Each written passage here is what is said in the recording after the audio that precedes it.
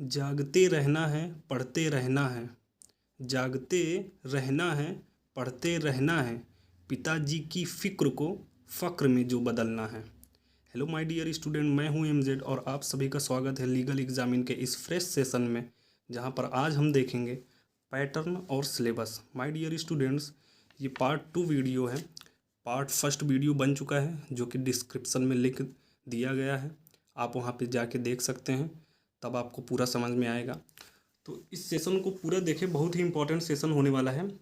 Syllabus में इससे बाहर से कुछ भी नहीं आएगा। तो आइए हम शुरू करते हैं।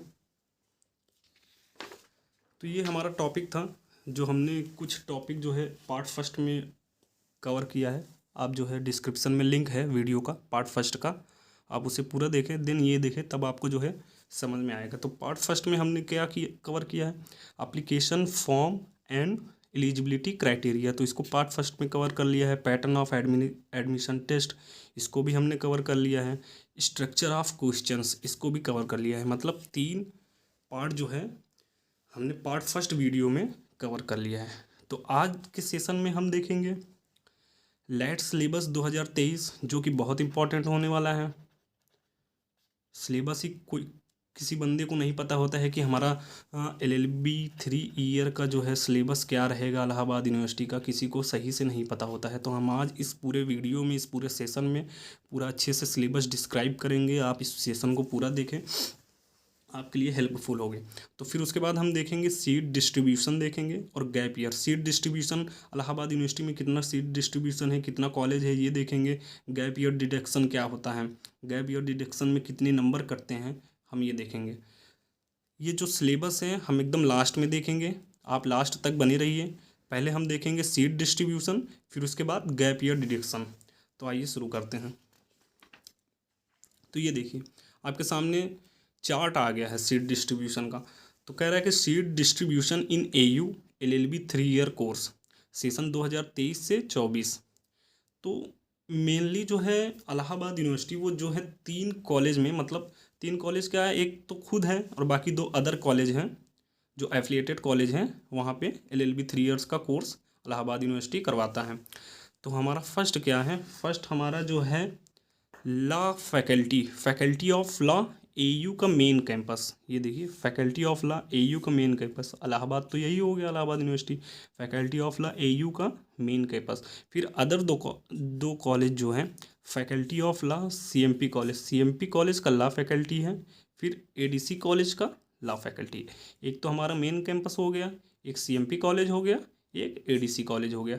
तो ये मेनली 3 जो हमारे कैंपस हैं इलाहाबाद यूनिवर्सिटी के, यहाँ पे LLB 3 ईयर का कोर्स होता है। तो अब यहाँ पे देखते हैं टोटल सीट डिस्ट्रीब्यूशन क्या है। तो आइए देखते हैं। तो लॉ कैंपस AU है, लॉ कैंपस CMP है, लॉ कैंपस ADC है। तो लॉ कैंपस AU में 375 सीट हैं।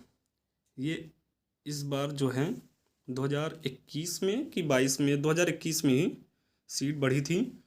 तो ये जो है बार काउंसिल ऑफ इंडिया से होता है, कभी भी सीट घट भी सकती है और कभी भी सीट बढ़ सकती है। ये AU वाले के ऊपर है, डिपार्टमेंट के ऊपर है। और ये जो बार काउंसिल ऑफ इंडिया से होता है, तो घटती तो कम है, बढ़ती ही है, क्योंकि इसके पहले 320 सीट थी शायद, अब 375 सीट हो गई है। लॉ कैंपस CMP में भी 375 हो गई है और लॉ कैंपस ADC में भी 375 सीट है। अब ये हम लास्ट में देखेंगे, जब काउंसलिंग होता रहेगा, फिर आप एग्ज़ाम दे लेंगे, एडमिशन टेस्ट दे लेंगे, तब हम देखेंगे कैटेगरी वाइज सीट कितना कितना है। अभी आप इतना जान लीजिए। तो जो लेट मेनली लेट करवाता है, लॉ एडमिशन टेस्ट जो है इलाहाबाद यूनिवर्सिटी LLB 3 ईयर का जो एग्ज़ाम करवाता है लेट के नाम से, तो उसमें टोटल सीट जो है तीनों को मिला के 1125 सीट है। तो तीनों के मिला के 1125 सीट है। और इसमें अप्लीकेशन फॉर्म जो है कितने होते हैं, मतलब कितने स्टूडेंट एलिजिबल होते हैं, लगभग जो है 9,000 स्टूडेंट लगभग एलिजिबल होते हैं। और सिलेक्शन कितने लोगों का होता है, 1125 लोगों का सिलेक्शन होता है, क्योंकि सीट ही इतना है। बताइए कंपटीशन कितना लेवल है, कंपटीशन बहुत ज़्यादा है, बहुत ज़्यादा हाई है, टफ़ नहीं है, और पेपर भी टफ़ नहीं है या इजी भी नहीं है। तो आप मतलब है एवरेज कह सकते हैं। अगर पढ़ेंगे अच्छे से तो आपका निकल जाएगा, कोई दिक्कत है नहीं, होप को आपको ये सीट डिस्ट्रीब्यूशन समझ में आया होगा। अब देखते हैं गैप ईयर डिडक्शन क्या है। तो गैप ईयर डिडक्शन सिर्फ हमारे इलाहाबाद यूनिवर्सिटी में ही होता है, बाकी जो है BHU DU और लखनऊ यूनिवर्सिटी में ये सब नहीं है। पता नहीं क्यों इलाहाबाद यूनिवर्सिटी वाले गैप ईयर डिडक्शन करवाते हैं, आज तक यही नहीं समझ में आया। खैर जो भी है, इनका जो गैप ईयर डिडक्शन का फार्मूला है, तो कहता है कि जो फर्स्ट ईयर डिडक्शन, मतलब अगर 1 ईयर गैप रहेगा, आपका अगर 1 ईयर गैप रहेगा, मतलब अगर ग्रेजुएशन करने के बाद, जैसे आपने ग्रेजुएशन मान लीजिए 2023 में आपका ग्रेजुएशन पूरा हुआ, 2023 का एग्ज़ाम नहीं दिए, 2024 का आपने एग्ज़ाम दिया, तो वहाँ पे आपका 1 ईयर गैप हो जाएगा। तो 1 ईयर जब गैप हो जाएगा, तब जब 2024 का एग्ज़ाम देंगे, तो आपका टोटल जो लैट में आप लैट इंट्रेंस में जो आप नंबर पाए रहेंगे, उसमें से टोटल 5% कटेगा। और 2 ईयर का गैप रहेगा, जैसे 2023 में आपका जो है ग्रेजुएशन कंप्लीट हुआ, फिर उसके बाद 2025 में आपने दिया, तो यहाँ पे 2 ईयर का गैप होगा, तो इसमें 10% कटेगा। फिर उसके बाद 3 और मोर कह रहा है, या तो 3 साल या 3 साल से अधिक, 5 साल भी हो सकते हैं, 4 साल भी हो सकते हैं, तो इसमें सब आ जाते हैं 3 या 3 से अधिक, तब आपका 15% कटेगा। तो इसका ये मेनली फार्मूला क्या है कि 5%, 10%, 15%, मतलब 1 ईयर, 2 ईयर और 3 ईयर और more of the total marks of obtain in the entrance exam. मतलब ये कह रहा है कि हम आपको एक एग्जांपल के तौर पे समझाते हैं। जैसे अगर आपने लैट का एग्ज़ाम दिया 2023 में, सॉरी 2023 में नहीं, 2024 में, 2023 में आप ग्रेजुएशन पास आउट हैं, 1 साल गैप करके 2024 में लैट का एग्ज़ाम दिया और आपने मार्क्स पाया जो है 140। अब 1 साल गैप है, तो आपका जो है 5% डिडक्ट होगा। 1 साल गैप है तो आपका 5% डिडक्ट होगा। तो कैसे निकाला जाएगा? 5% ऑफ 140, तो इसका निकाल लीजिए, ये आ गया। अब ये इससे कट जाएगा ये, तो यहाँ पे तो मतलब जो है 7 आ रहा है, तो मतलब 140 में से जो आपका 7 माइनस होगा, तो वो बचेगा यहाँ पे 133 नंबर। तो आपका कुल टोटल मार्क्स 133 नंबर, और यही जो मार्क्स है यही आपका कट ऑफ में होगा। अगर कट ऑफ में है तो आपका होगा, अदरवाइज़ नहीं होगा। फिर ऐसे ही 10% का जो है 140, तो यहाँ पे 14 नंबर कट जाएगा, ठीक है। फिर ऐसे ही 15% का होगा। तो ऐसे ही ये फार्मूला, मेनली ये जो फार्मूला है यही है, इसी के बेस पे होता है। 5%, 10% या 15% of the total marks obtain in entrance exam. तो ये गैप ईयर डिडक्शन इन AU है। तो आप देख लीजिए, आपका अगर गैप है तो आपको समझना है कि आपको कितना नंबर ले आना पड़ेगा जिससे हमारा स्कोर बेस्ट रहे। मैंने आपको बता दिया है, स्कोर सेफ़ स्कोर है सभी कैटेगरी के लिए 170 आउट ऑफ 300। सभी कैटेगरी के लिए सेफ़ स्कोर यही है। अब 170 आया तो 5% भी कट सकता है, क्योंकि जो है कट ऑफ हम आपको बाद में बताएंगे, लेकिन आप यही जान लीजिए कट पिट के आपका जो सेफ़ स्कोर बनेगा वो 170 है। तो इतना जान लीजिए, तो मतलब आपको इतना नंबर ले आना है, इस हिसाब से तैयारी करना है कि हमारा कट पिट के अगर गैप ईयर है, अगर आप फ्रेशर हैं तो आपका कोई दिक्कत नहीं, 170 आ गया तो कुछ कटेगा ही नहीं। अगर आप फ्रेशर नहीं हैं, 1 ईयर, 2 ईयर या 3rd ईयर या मोर ईयर गैप है, तब आपका मतलब कट पिट के 170 तक आना चाहिए। 170 से नीचे जाएगा तो हो सकता है कि आपका जो है दिक्कत आ सकती है एडमिशन में, अदरवाइज़ 170 सेफ़ स्कोर है। आइए हम आगे बढ़ते हैं। अब ये जो हमारा मेन है, जैसे कि पिछली वाली पार्ट में जो वीडियो बना था उसमें हम देखे थे paper is divided into 3 parts. पहले तो हम देखे थे हमारा 150 क्वेश्चन होता है, 300 मार्क्स का होता है और 2 आवर टाइम होता है, ठीक है, सॉरी। तो पार्ट फर्स्ट में लैंग्वेज कंप्रिहेंसन है, पार्ट सेकंड में जनरल अवेयरनेस है, और पार्ट थर्ड में reasoning, mental ability and legal aptitude. जो हमारा पेपर है, जो सिलेबस होगा, इसी के बेस पे बनेगा, इसी पेपर के बेस पे बनेगा, ठीक है। तो आइए हम देखते हैं, पहले सिलेबस से शुरू करते हैं। तो पहले पार्ट फर्स्ट से हम शुरू करेंगे, फिर पार्ट सेकंड से शुरू करेंगे, फिर पार्ट थर्ड से देखेंगे लैंग्वेज कंप्रिहेंसन में क्या क्या सिलेबस है, क्या क्या टॉपिक है, जनरल अवेयरनेस और करंट अफेयर्स में क्या है, रीजनिंग और मेंटल एबिलिटी और लीगल एप्टीट्यूड में क्या है। आइए शुरू करते हैं। सिलेबस। अब हमारा यहाँ से जो मेन इम्पॉर्टेंट टॉपिक है यहाँ से शुरू हो रहा है। आप यहाँ पे समझिएगा सिलेबस से। पार्ट फर्स्ट में हमने क्या देखा, language comprehension. Total question 50 question total आएंगे इसमें से। पार्ट फर्स्ट में से टोटल 50 क्वेश्चन आएंगे। पार्ट सेकंड में भी 50 क्वेश्चन रहेगा और पार्ट थर्ड में भी 50 क्वेश्चन। पार्ट फर्स्ट में लैंग्वेज कंप्रीहेंशन है जो 2 सेक्शन में डिवाइड है, हिंदी में है और इंग्लिश में है। तो हिंदी 25 क्वेश्चन का रहेगा और इंग्लिश 25 का क्वेश्चन का रहेगा। आइए सिलेबस देखते हैं हिंदी का। हिंदी में हम लोग को क्या क्या पढ़ना पड़ेगा एंट्रेंस के लिए। तो है यहाँ पे हिंदी वर्णमाला है, शब्द रचना, उपसर्ग प्रत्यय, अर्थ वाक्य रचना, सर्वनाम विशेषण और विशेष, क्रियाएं, कालवाच, अतिनिपात ये भी पढ़ना है। भाषा और व्याकरण क्या है ये पढ़ना है। संधि, समास, अलंकार, रस इम्पॉर्टेंट है, ये भी पढ़ना है। तद्भव, तत्सम, देशज, विदेशज ये भी इम्पॉर्टेंट है, ये भी पढ़ना है। वैसे है तो सब इम्पॉर्टेंट, लेकिन ये हर साल क्वेश्चन बनते हैं लगभग। दो क्वेश्चन इससे बनेंगे, 2 क्वेश्चन इससे बनेंगे, 2 क्वेश्चन इससे बनेंगे, इससे भी 2 क्वेश्चन बनते हैं। तो हर बार लगभग बनते हैं क्वेश्चन। तो हम आपको जब पढ़ाएंगे हिंदी तब बताएंगे क्या क्या इंपॉर्टेंट है, कितना कितना क्वेश्चन कहाँ से बनेगा। ये तो सिलेबस है मेनली, यहाँ से आना ही आना है। इतना सिलेबस है, इतना आएगा ही आएगा, चाहे एक क्वेश्चन बने, चाहे किसी पार्ट से 2 क्वेश्चन उठा के दे दे कोई टॉपिक से, तो ये तो आना ही आना है। ठीक है, इसे आपको पढ़ना ही पड़ेगा, छोड़ नहीं सकते हैं आप। कहीं से भी आ सकता है क्योंकि इलाहाबाद यूनिवर्सिटी का एंट्रेंस है, कहीं और का नहीं है, कहीं से भी ले सकता है इलाहाबाद यूनिवर्सिटी। अब आइए देखते हैं विलोम शब्द, ये भी इम्पोर्टेंट है। पर्यायवाची शब्द ये भी इम्पोर्टेंट है। मुहावरे एवं लोकोक्तियाँ ये भी इम्पोर्टेंट हैं। जो इम्पोर्टेंट बोला वो इम्पोर्टेंट ही है, वो आएगा ही आएगा, हटेगा नहीं। अनेक शब्दों के लिए एक शब्द ये भी इम्पोर्टेंट है। हिंदी गद्य पद ये इम्पोर्टेंट नहीं है, आ भी सकता है नहीं भी आ सकता है, कुछ कह नहीं सकते, लेकिन पढ़ के जाएंगे, कुछ गद्य पद लगा के जाएंगे तो हो सकता है कि आपके लिए ठीक रहे। लेकिन अब आप छोड़ दें तो हो सकता है आपका नंबर भी जा सकता है। कभी कभी 5 क्वेश्चन 4 क्वेश्चन मिला के दे देते हैं, तो आप छोड़ नहीं सकते हैं। रचना व रचनाकार मतलब जो लेखक के नाम होते हैं वो आएगा, ये भी आ सकता है। तो जो मैंने आपको इम्पोर्टेंट बताया है वो तो आएगा ही आएगा, और अदरवाइज़ पूरा पढ़ना पड़ेगा। आप एक बार वीडियो फिर से रिवाइंड करके देख लीजिए और नोट कर लीजिए, उसको पूरा ही पढ़ना पड़ेगा आपको। अब आइए इंग्लिश में चलते हैं हम। इंग्लिश में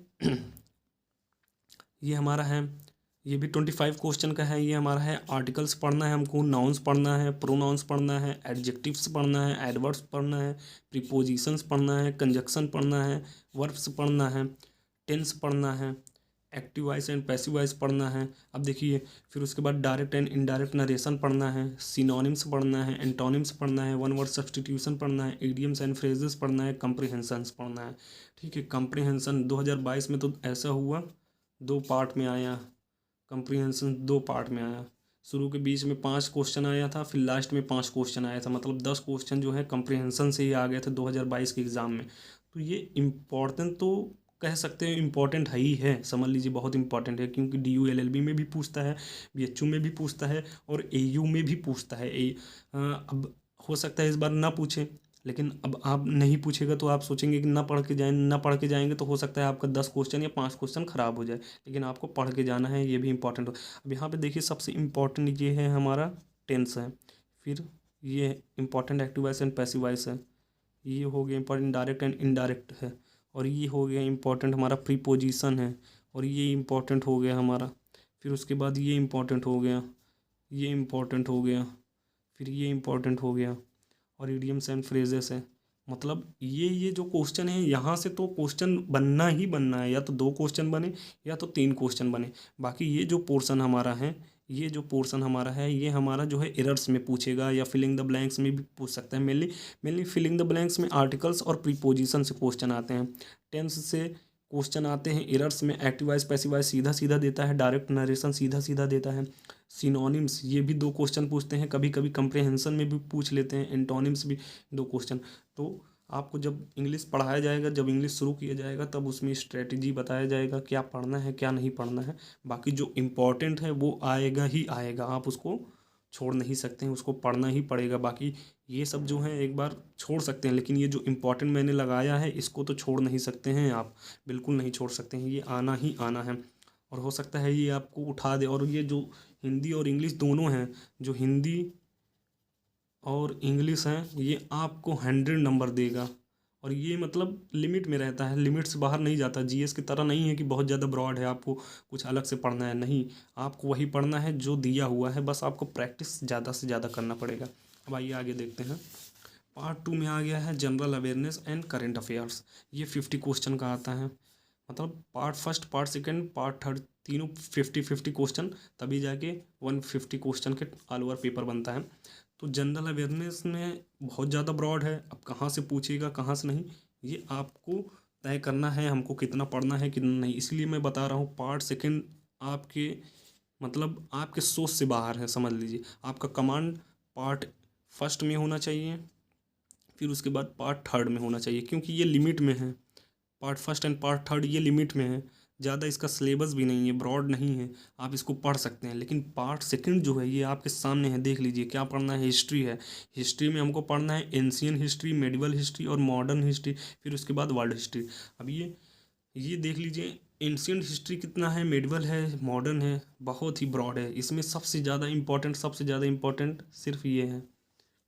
आप इतना पूरा पढ़ भी लेंगे, हो सकता है एक क्वेश्चन आए, ये इलाहाबाद यूनिवर्सिटी का ही है, ऐसा ही है। इतना पूरा पढ़ने के बाद हो सकता है एक क्वेश्चन आए, या हो भी सकता है कि 10 क्वेश्चन आ जाए, कुछ कहा नहीं जा सकता।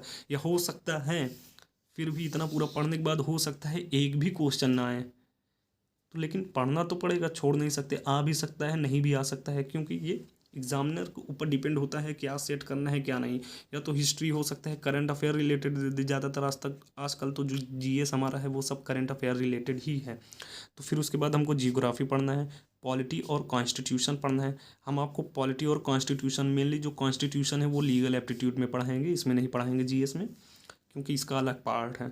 ठीक है, आपको ज़रूरी नहीं है पॉलिटी में, वैसे ये पूछता नहीं है जीएस में, मैंने पेपर देखा है, लगभग पूछा नहीं है। उसमें लीगल एप्टीट्यूड के पार्ट में क्वेश्चन पूछा है, इसमें बहुत 1-2 क्वेश्चन पूछता है, वो भी नॉर्मल बेसिस पे। तो इसको हम आपको लीगल एप्टीट्यूड में पढ़ाएंगे। साइंस एंड कंप्यूटर साइंस पढ़ना है, इकोनॉमी पढ़ना है, फिर उसके बाद united nation and other organisation, जो इंटरनेशनल ऑर्गेनाइजेशन है, इंटरनेशनल ट्रीटीज़ पढ़ना है, फिर जीके जो वन लाइनर है। अब सबसे इम्पॉर्टेंट पूरे जीएस में सबसे ज़्यादा इम्पॉर्टेंट क्या है, पूरे जीएस में सबसे ज़्यादा इम्पॉर्टेंट है करंट अफेयर का पार्ट। ये आप पढ़ ले रहे हैं इतना पोर्शन, करंट अफेयर को छोड़ के इतना पोर्शन अगर आप अच्छे से पढ़ पढ़ ले रहे हैं, तो ये कन्फर्म नहीं है कि 50 में से 45 इसी का हो, ज़रूरी नहीं है। क्या है, इलाहाबाद यूनिवर्सिटी है, हो सकता है 50 में से 45 करंट अफेयर रिलेटेड हो। पूरा हिस्ट्री, ज्योग्राफी, पॉलिटी साइंस जो करंट में चल रहे हैं सब 45 क्वेश्चन यहाँ से भी आ सकता है, हो सकता है यहाँ से 5 क्वेश्चन हो। तो सबसे ज़्यादा इम्पोर्टेंट अगर पार्ट 2 अगर आपको स्ट्रॉन्ग करना है, तो आपको सबसे ज़्यादा फोकस करना पड़ेगा करंट अफेयर्स में। अब करंट अफेयर्स कैसे पढ़ें, तो इसके लिए रोज़ डेली न्यूज़पेपर आप पढ़िए, डेली न्यूज़पेपर पढ़िए, डेली न्यूज़पेपर पढ़िए। फिर जो है मंथली जो हमारा मैगज़ीन आता है उसको पढ़िए, नोट्स बनाइए। बाकी मैं लास्ट में एकदम जब 1 मंथ एग्ज़ाम का बचा रहेगा तब एक वन लाइनर जो है करंट अफेयर ले आऊँगा, लेकिन अब रोज़ रोज़ हम नहीं ले आ सकते हैं ना, तो आपको इस पे जो है वर्क करना पड़ेगा। आपको रोज़ डेली न्यूज़पेपर पढ़ना पड़ेगा, फिर उसके बाद मंथली एडिटोरियल पढ़ना पड़ेगा, मैगज़ीन पढ़ना पड़ेगा, तो इस और नोट्स बनाना पड़ेगा। और इसको नोट्स बनाइए और इसको जीएस से रिलेट करके पढ़िए तो अच्छा होगा।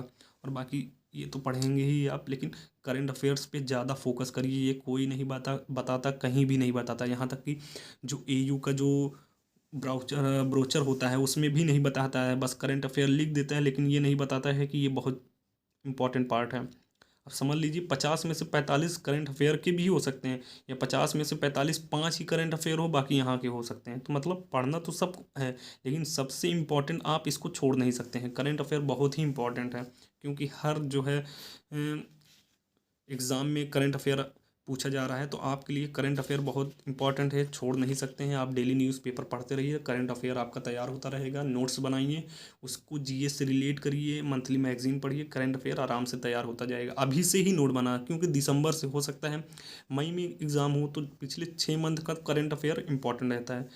लास्ट 6 मंथ का करंट अफेयर इम्पॉर्टेंट है, तो आपको पढ़ना पड़ेगा करंट अफेयर। ये पार्ट 2 हो गया हमारा। अब पार्ट 3 में आते हैं जो इम्पोर्टेंट है। मैंने क्या बोला आपका पार्ट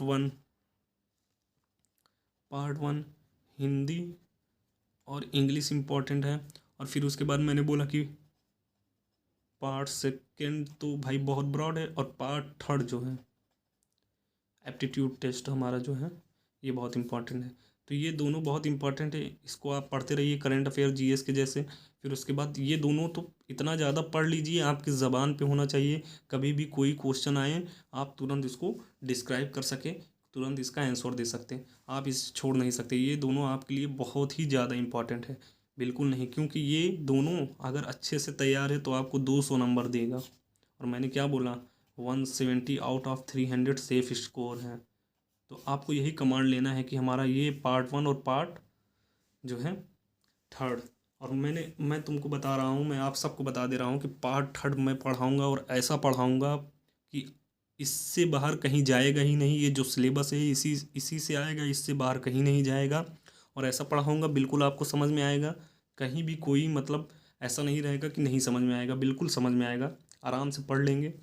और प्रैक्टिस के ऊपर है, आप जितना प्रैक्टिस करेंगे उतना आपके लिए होगा। तो आइए देखते हैं। तो कह रहा है कि एप्टीट्यूड टेस्ट ये कितना है, टोटल 50 क्वेश्चन सारे पार्ट में। यहाँ पे भी 50 क्वेश्चन है, यहाँ पे भी 50 क्वेश्चन है, यहाँ पे भी 50 क्वेश्चन है। तो एप्टीट्यूड में 50 क्वेश्चन है, 2 सेक्शन में डिवाइड है, रीजनिंग एंड मेंटल एबिलिटी 25। मतलब रीजनिंग मेंटल एबिलिटी मेनली जो है ये हमारा मैथ है, एलिमेंट्री मैथ। रीजनिंग और मैथ 25 क्वेश्चन आएगा। लीगल एप्टीट्यूड अकेले 25 क्वेश्चन, कॉन्स्टिट्यूशन प्लस जितने लॉज हैं वो 25 क्वेश्चन आएगा, ठीक है।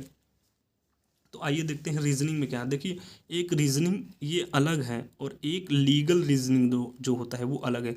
ये रीजनिंग हमारा जो है ये मैथ वाला रीजनिंग है, और ये जो लीगल रीजनिंग है वो रीजनिंग हमारा लॉ से रिलेटेड रहेगा। इसमें जो है कभी कंफ्यूज मत होइए। यहाँ पे लीगल एप्टीट्यूड में यहाँ पे लॉ का सीधा सीधा क्वेश्चन बन सकता है, या रीजनिंग मॉडल क्वेश्चन बन सकता है। आपको पढ़ाया जाएगा तो बताया जाएगा कि रीजनिंग मॉडल लॉ का क्वेश्चन कैसे बनेगा, ठीक है। तो यहाँ पे सिर्फ हम यहाँ पे मैथ का, यहाँ पे सेक्शन ए में हम मैथ का, रीजनिंग और मेंटल एबिलिटी का देखेंगे। तो रीजनिंग में क्या है, हमें डायरेक्शन टेस्ट पढ़ना है, कोडिंग डिकोडिंग पढ़ना है। ये सब मैं आपको एकदम बेस्ट पढ़ा दूंगा, एक बार में ही याद हो जाएगा जो है, बस आपको इसको प्रैक्टिस करना पड़ेगा। फिर उसके बाद एनोलॉगी है, क्लासिफिकेशन है, सीरीज़ है, वर्ड फॉर्मेशन है, मिसिंग नंबर है, रैंकिंग टेस्ट है, ब्लड रिलेशन है, कैलेंडर पढ़ना है, वेन डायग्राम पढ़ना है, सिलोजिज्म पढ़ना है, स्टेटमेंट एंड अजम्पशन पढ़ना है, स्टेटमेंट एंड कंक्लूजन्स पढ़ना है, स्टेटमेंट एंड आर्गूमेंट्स पढ़ना है, कॉज एंड इफेक्ट पढ़ना है, असर्शन एंड रीजंस पढ़ना है, काउंटिंग फिगर्स पढ़ना है। रीजनिंग इतना ही है, इससे बाहर हमारा कहीं से भी नहीं आएगा, इससे बाहर कहीं नहीं आएगा। इतना है जितना टॉपिक है आप इसमें नोट कर लीजिए। अगर आप खुद से पढ़ ले रहे हैं तो बढ़िया है, या अगर आता है तो वो तो भी बढ़िया है। जो फ्रेशर है, जो पुराने हैं, जैसा भी अगर आता है तो भी बढ़िया है, नहीं आता है तो हम वीडियो आएगा आपके पास, एक एक वीडियो बनाऊंगा, आप उसे देखिएगा, अच्छे से कवर होता जाएगा।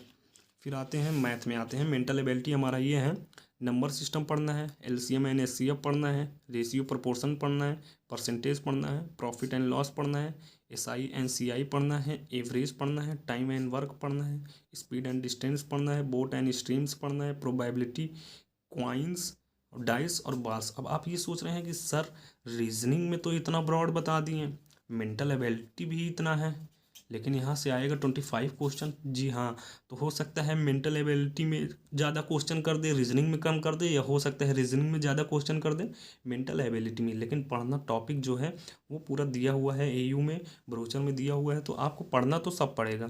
अब ये नहीं छोड़ देंगे तो हो सकता है आपका 2 नंबर खराब हो जाएगा। हो सकता है किसी एक टॉपिक से, जैसे डायरेक्शन सेंस से जो है 3 क्वेश्चन आ गए। अब यहाँ पे ले लीजिए एवरेज से 5 क्वेश्चन आ गए, तो क्या आप छोड़ देंगे? पढ़ेंगे तो सब ना। तो ऐसे ही पढ़ना सब है। या तो हो सकता है एक एक क्वेश्चन पूछे कोई टॉपिक में, फिर दोनों मिला के ऐसे कुछ दे जो है आप वहाँ पे कर लें।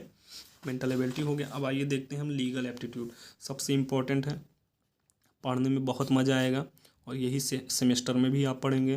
जब आपका एडमिशन हो जाएगा तो जो 3 ईयर है आपको यही पढ़ना है, कहीं बाहर से नहीं पढ़ना है। तो अभी से ही आपको तैयार रहेगा तो कोई दिक्कत नहीं होगा। आराम से वहाँ पे, इसीलिए वो पूछते ही हैं ताकि जो है बच्चों को पहले से ही कुछ चीज़ें तैयार हैं ताकि जो है डायरेक्ट बर्डन ना हो। ठीक है, तो आइए लीगल एप्टीट्यूड में देखते हैं हमको क्या क्या पढ़ना है। द इंडियन कॉन्स्टिट्यूशन, मेनली इसको जो है कॉन्स्टिट्यूशनल लॉ कहा जाता है, कॉन्स्टिट्यूशनल